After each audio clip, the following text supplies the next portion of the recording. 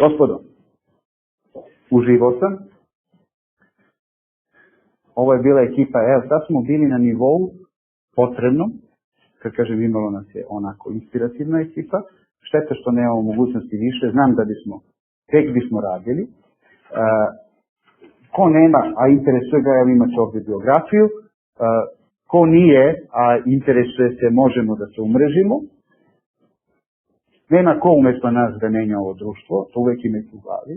Moramo mi, na onaj način, kako ko može, koliko ko hoće, ali nema ko drugi, nema ko treći. Sad što ste se umrežili za ceo život što se mene tiče. To je tako, ja sam otvoren za sve te komunikacije. Ne mislim da se predajem, nikad nisam. Očekujem od vas da budete uspešni ljudi. Čim ste tu, niste slučajno bili ovde. Nešto ima, nešto će vam to pomoći. Neke korene smo nečega posadili, neke klice će tu nići, daće rezultate. Odvojili ste vreme za sebe i to govori o vama.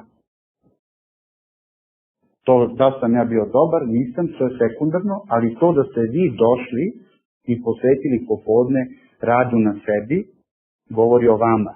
Zato ste vi budući uspešni ljudi, zato ste vi oni koji trebate da menjate stvari, budući lideri, tihi ili otvoreni, ali oni koji moraju da menjaju. Nijedno društvo ne može da bude dovoljno dobro da ne može da se menja. Samo onaj koji ne menja se, samo onaj koji participira u nekoj vlasti. Onda on dužan da uradi na terenu sve što može. Vi kao intelektualci ste dužni da doprinosite da ovo društvo bude bolje i svet oko vas.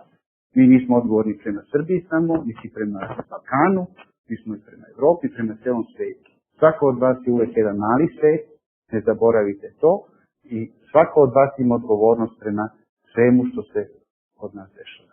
Pozdravljam vas, zahvaljam na pažnji i želim vam svako dobro.